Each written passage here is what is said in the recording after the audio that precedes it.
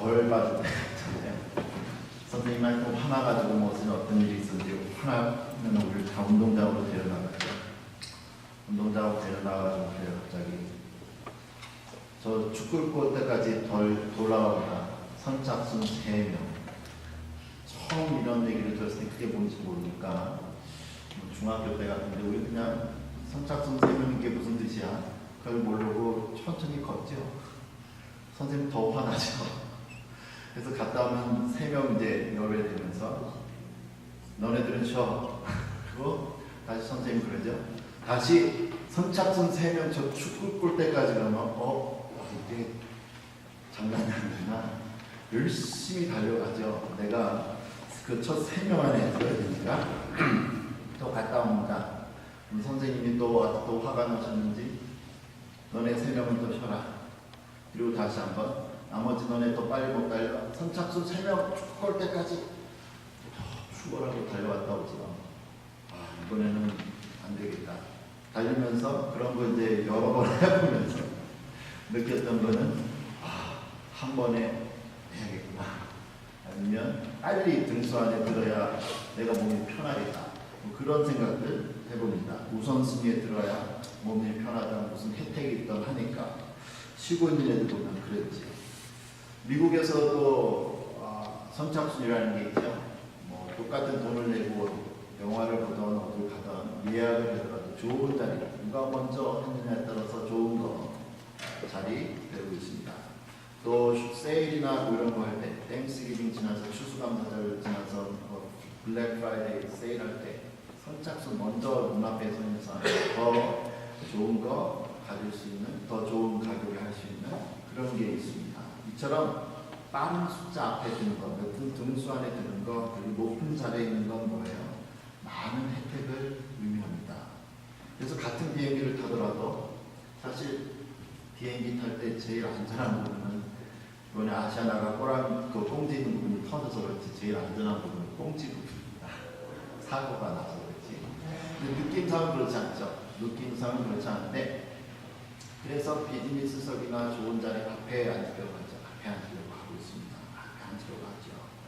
편안한 느낌을 주기 때문이에요. 가급적 이처럼 앞에 앉는다, 앞에 숫자에 든다, 등수 안에 든다, 뭐예요? 편안함과 힘을 의미합니다. 그래서 서로들 학교나 직장 생활에서 또 머리가 되려고 정말 열심히 노력하죠. 낮은 자리에 있는 사람은 섬겨야 합니다. 위에 있는 사람은 섬김을 받으니까 그렇습니다. 높은 자리에 가기 위해서 좋은 또 자기를 만들어야 되니까 좋은 학교 생각하고 사회 첫 출발할 때도 좋은 직장 가려고 노력 많이 하고 있죠. 그래서 어렸을 때부터 부모님들이 아이들에게 예체능과 공부도 가르치시고 또 본인도 열심히 노력하는 이유가 뭐예요? 결국에 사실 부정할 수 없지만 결국에 졸업하고 직장생활 좋은데 손길 받으면 살자라는 거죠. 오늘 본문에서도 예수님의 제자들이 예수님 몰래 길을 걸어가면서 우리 12명 중에 누가 제일 클까? 하고 다툼이 일어났습니다. 예수님 모를 거라고 생각했는데 예수님이 안 하셨지요. 이 사람들은 언젠가 예수님이 이 위대한 능력을 갖고 있는 예수님이 이제 자기의 왕국을 만들게 되면 누군가는 부통령 해야 되나요? 누군가는 국무총리 해야죠. 누군가는 장관 자리 하나 해야 되는데 누가 최고의 자리를 가질 것인가? 싸움이 났습니다. 마치 지금도 대통령 선거라던가 이런 게 있으면 막 정말 몸 바쳐서 잠 못 자가면서 집안 포기해가면서 충성하는 참모진들이 있지요. 바람은 하나 있습니다. 이 사람이 당선되면 나한테 뭐 하나 한 자리 떨어진다 이거죠. 그래서 기업인들도 그 사람 후원하는 이유가 뭐예요? 뭐 하나 혜택 받으려고 그렇습니다. 섬김을 일단 한번 그래서 자리 잡으면 지금 고생했지만 섬김 받으니까 돈 나오고 명예 나온다라는 거죠. 우리가 많은 유학생들이 여기서도 공부를 하고 있지만 사랑하는 가족 떠나서 미국에서 외롭게 달러돈 써가면서 공부하고 있습니다. 왜 그렇죠? 물론 내가 원하고 싶은 거 하고 싶은 거 하려고 하지만 결국엔 뭐예요? 미국에서 공부했다는 졸업장 하나, 그 다음에 경력 한 줄이 미국 사회든 한국에 가든 직장 잡을 때 무언가 좀 좋기 때문에 우리가 이 치열한 이런 치열한 경쟁 시대에서 살아남기 위해서 외롭지만 참고 공부하는 것. 모든 사람이 다 그렇다고 할 수 없겠지만 많은 경우가 그렇지 않겠는가 생각합니다. 그런데 성경은요, 우리가 사람이나 능력을 의지해서 우리가 성공한다고 가르치지를 않는다는 거죠. 지금 죄송한데요. 이게 지금 설교가 한글하고 영어로 같이 돌아가도록 제가 밑에 깔아놨는데 그게 안 돌아가더라고요.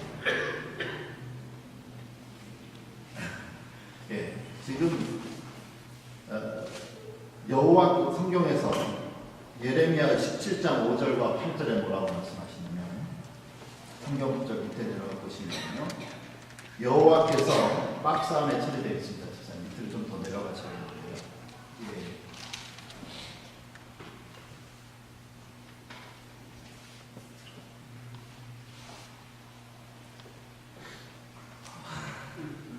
계속 찾아봐 주시고요. 제가 읽겠습니다. 예레미야 17장 5절과 8절에 뭐라고 말씀하시냐면, 조금만 밑에 내려가면 되겠습니다.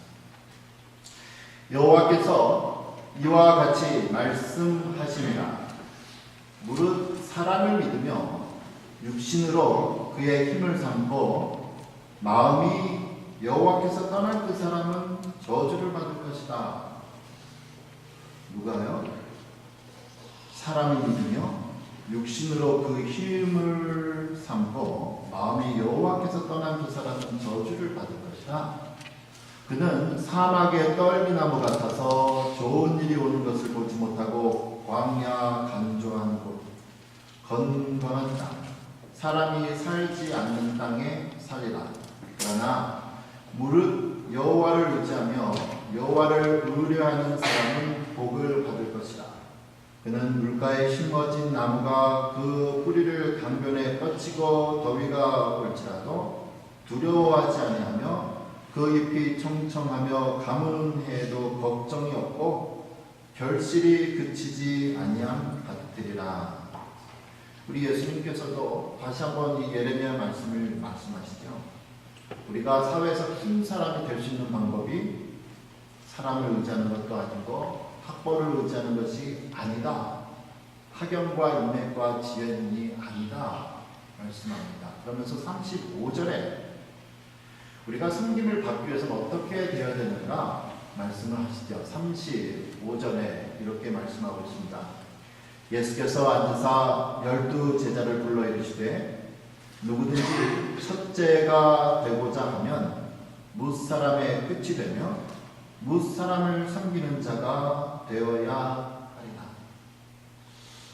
예수님을 섬기는 자가 되라 해요. 섬김을 받기 위해서. 그러면서 36절 밑에서 보면 누구를 섬겨야 되는가 하시면서 37절에 한 어린아이를 섬기라고 합니다. 37절에 누구든지 내 이름으로 이런 어린아이 하나를 영접하면 곧 나를 영접하며 누구든지 나를 영접하면 나를 영접함이 아니요 나를 보내신 이를 영접함입니다. 예수님께서 지금 어린아이 섬기라고 하셨는데요. 예수님 당시에 어린아이를 섬긴다라는 얘기는 상상을 초월하는 일이었습니다.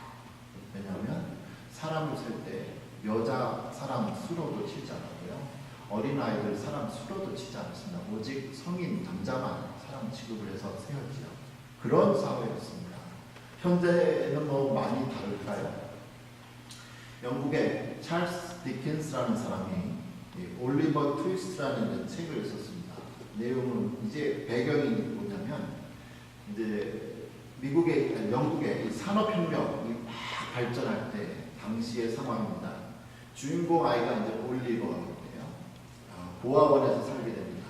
그런데 너무너무 배고파서 보아원에서 음식을 너무 조금 주니까 좀 더 달라고 하다가 문제아 취급을 당하죠. 그리고 특별 감시를 받게 됩니다.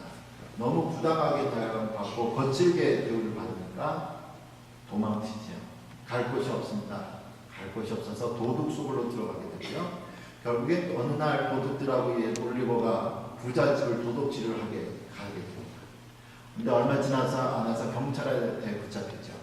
이런 붙잡힐 위기에 될 때 이 도둑들이 훔친 물건을 올리버에게 맡기고 자기들은 갑니다. 그러니까 올리버는 갑자기 누명을 쓰게 된 거죠.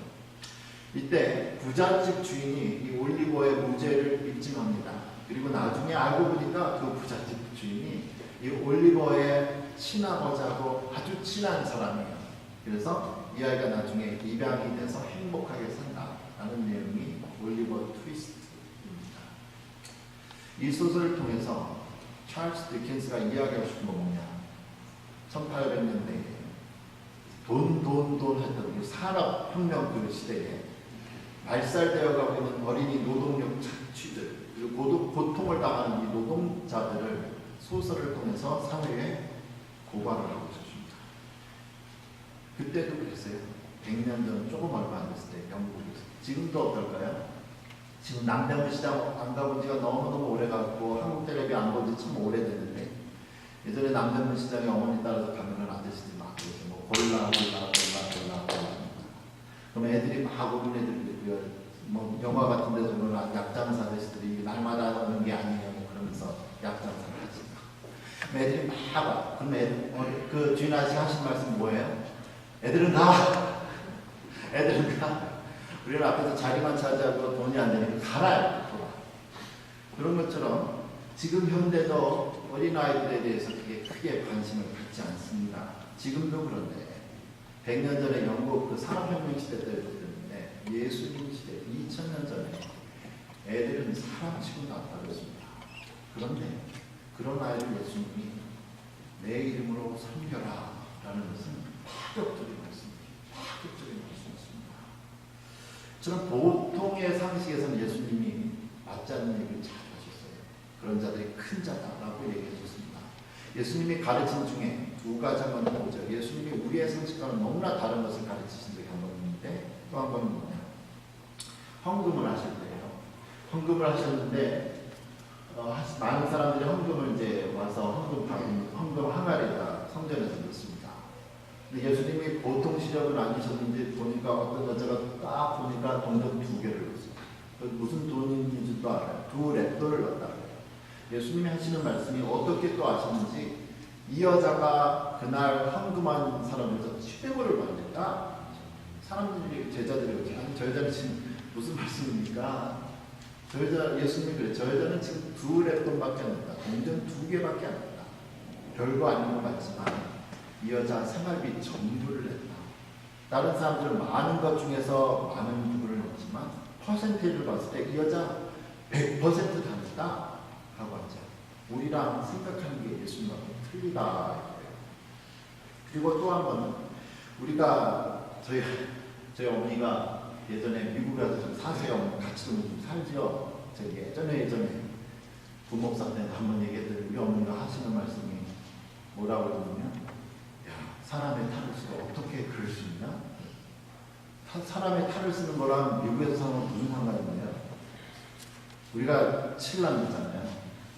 신랑만 다 결혼시켰어요. 축의금 다 7명 받았어요.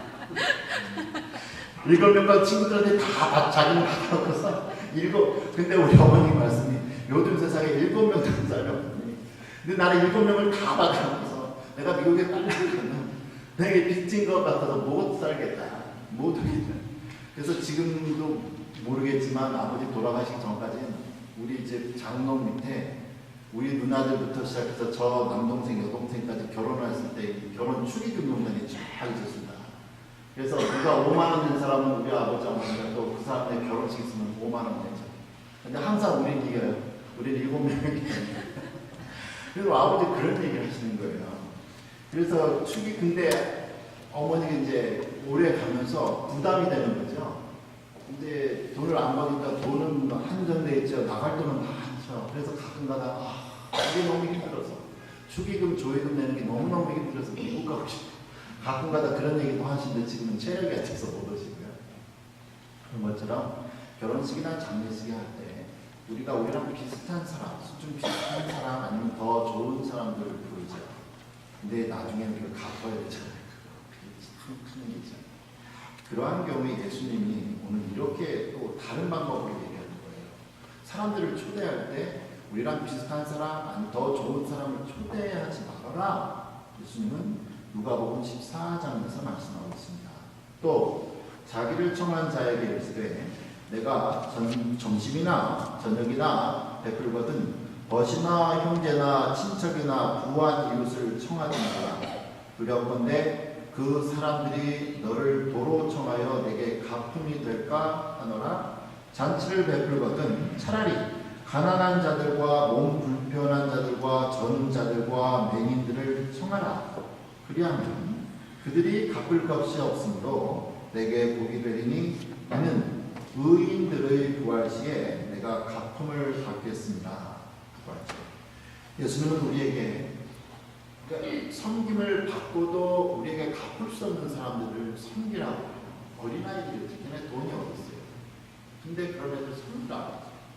이렇게 예수님이 어린아이, 가난한 자, 몸 불편한 자, 그 다음에 저는 자들과 맹인처럼 이렇게 갚을 능력이 없는 사람들을 섬기라고 예수님이 하셨는데 예수님이 말로만 그러지 않으셨습니다.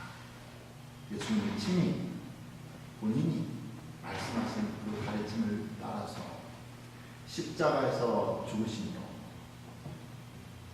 우리의 구원의 값이 너무나 커서 아무도 갚을 수 없는 이 죄의 구원의 값을 예수님이 십자가에서 죽으심으로 단번에 갚아주셨죠. 우리가 읽은 이 마가복음 9장 30절에서 37절 두 개의 이야기로 나누어져 있습니다. 두 번째 이야기가 이제 지금까지 우리가 함께 본 누가 큰가? 근데 예수님 너희는 섬기는 자가 큰 것이다 라고 했던 이 부분이 먼저 있고요. 그런데 그 앞에 절에 무슨 내용이 나오냐? 30절, 31절, 32절에 보니까 예수님이 사람들에게 배신을 당하고 고난을 당하고 십자가에서 죽으시고 부활하시는 그러한 내용이 있습니다. 그런데 이렇게 예수님이 본인의 죽으심과 부활에 대해서 이야기하시는 것은 지금 현재 마가복음 9장까지 읽었을 때 두 번째 말씀하시는 거예요. 예수님이 이렇게 두 번씩이나 자신의 배반을 당하고 고난당하고 죽임당하시고 부활하신 것을 두 번씩이나 얘기했음에도 불구하고 제자들은 딴 생각했다는 거죠. 예수님은 죽을 생각하고 있는데 제자들은 섬길 받을 생각하고 있는 거죠. 그래서 예수님이 다시 한번 너네들 왜 그러니? 왜 이렇게 이해력이 있느냐? 내가 두 번씩이나 얘기하잖아요. 내가 죽으러 왔다. 너희들 섬기려고 왔다. 그러니까 너희들 또 큰 사람 되기 위해서 섬기는 사람이 되라 라고 말씀하시면서 이 아이를 나타내 주시고 이 아이를 섬기라고 이야기를 하고 있습니다. 예수님의 가르침이 오늘도 우리에게 똑같이 적용이 되죠. 우리가 교회를 왜 나오는 거예요?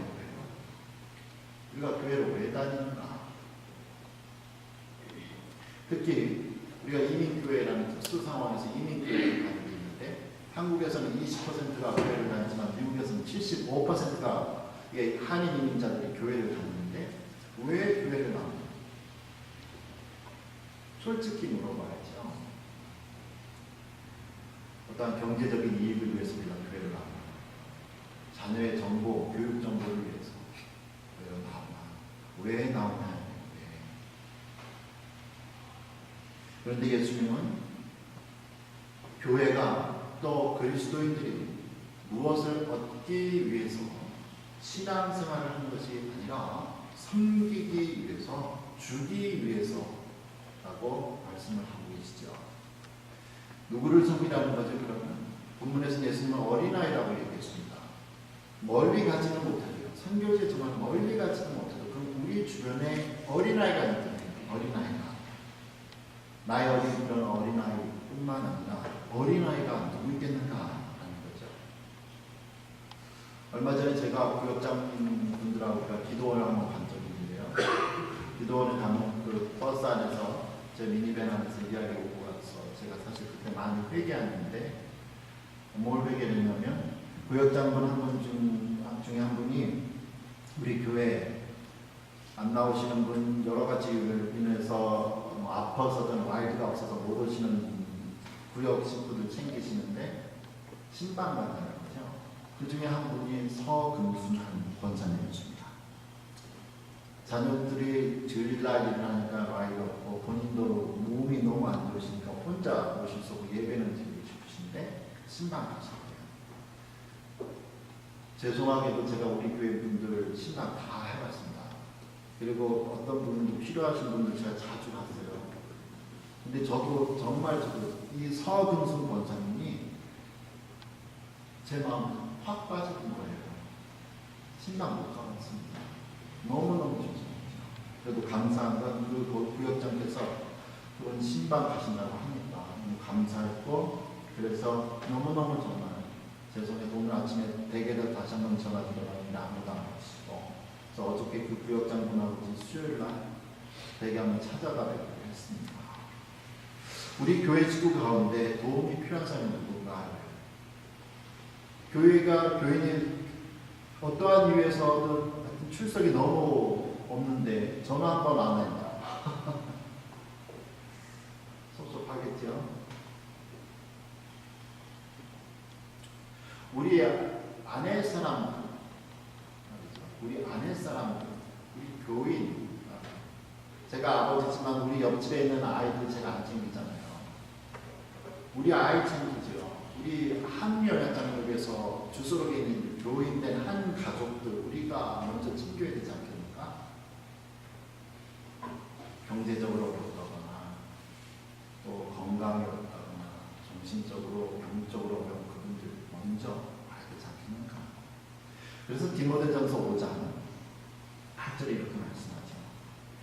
누구든지 자기 친족, 특히 자기 가족을 돌보지 않으면 믿음을 배반한 자요 불신자보다 더 악한 생이라 했습니다. 이렇게 남을 섬긴다는 것은요, 시간을 요구하고 물질의 사용을 말하고 있습니다. 다른 사람들 섬기기 위해서 그 시간 쓰고 물질을 써야 되니까 나를 위해서 시간을 못 쓰죠. 나를 위해서 물질을 못 쓰죠. 다른 사람 섬겨야 되기 때문에 어느 경우에는 나의 가족이 경제적으로 또 시간적으로 희생을 당해야 될 때가 있습니다. 헌신, 몸을 드린다. 몸을 드리니까 몸을 잘라내서 주는데 몸 잘라놔가지고 안 아픈 사람이다. 헌신한다. 이것은 희생을 말합니다. 희생은 아픔을 동반합니다. 자기가 하고 싶은 걸 포기해야 되죠. 최근에 지난 8월 달에 제가 우리 톨리도 지역 그 선교회 톨리도 에어리아 미니스트리라는 곳에 제가 작년부터 이사 멤버로 섬기고 있는데요. 지난 8월에 갑자기 이사회에서 재정 상태가 안 좋다고 했습니다. 3만 불이 지금 후원금이 모자라고요. 3만 불 후원금이 모자라기 때문에 그 단체의 인건비 제일 먼저 줄 수 있는 게 인건비잖아요. 인건비를 줄이기 위해서. 인건비를 줄이기 위해서 풀타임으로 사역하시는 사역자들. 근데 사역자가 없으면 또 이게 사역이 안 되는데 사역자들, 풀타임으로 사역하시는 사역자들 2주 그냥 무급 휴가, 그리고 5분이나 6분 파타임들도 거의 한 달 정도 일 안 하고 나중에 다시 돌아가고 딴 데 가서 일하다가 생활을 필요한 거 하고 오기로 그렇게 했습니다. 근데 3만 불이 부족을 하니까 당장 또 긴급 이사회가 열렸죠. 거기서 어떤 얘기를 했냐면 우리 한 15명, 18명 이사가 있는데 우리가 백방으로 노력해서 3만 불 채우겠습니다. 근데 죄송하지만 이사분 여러분 개인적으로 최소한 이 정도 이상은 개인적으로 후원을 좀 해주셨으면 합니다. 우리가 저희도 교회 통해서 이사 회비가 1년에 나가는데 그거 말고 개인적으로 해야 돼요.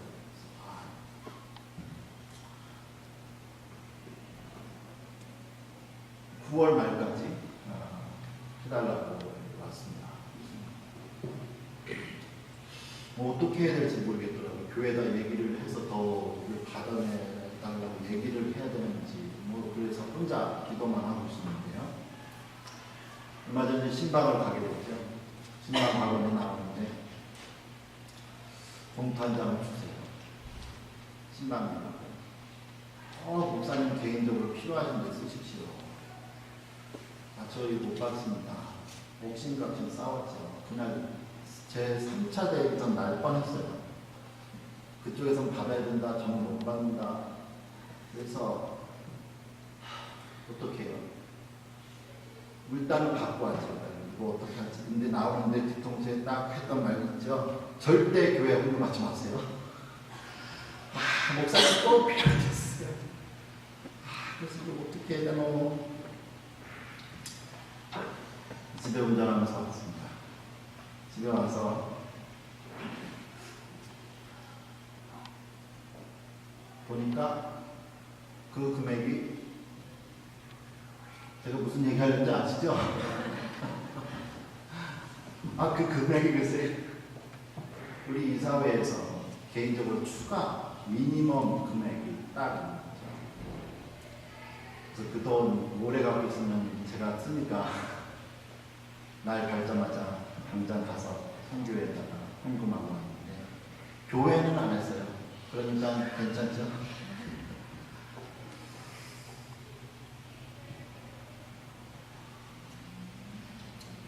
우리 예수님이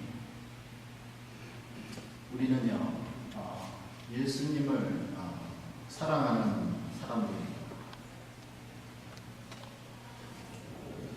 우리는 예수님을 섬기는 사람들입니다. 그렇다면 예수님을 섬기려는 사람은 예수님의 마음을 갖고 살아야 합니다. 그 예수님의 마음이 뭐냐? 빌립보서에서 말씀하시기를 너희 안에 이 마음을 품으라. 곧 그리스도 예수의 마음. 그는 근본 하나님의 본체시나 하나님과 동등됨을 취할 것으로 여기지 않으시고 오히려 자기를 비워 종의 형체를 가지사 사람들과 같이 되셨고 사람의 모양으로 나타나사 자기를 낮추시고 죽기까지 복종하셨으니 곧 십자가에 죽으십니다. 여러분 모아 저가 그리스도의 마음, 겸손하셨던 그리스도의 마음으로 교회 식구들, 그리고 사람들, 사랑하는 가족들 섬기는 가운데 하늘나라에서 귀한 삶을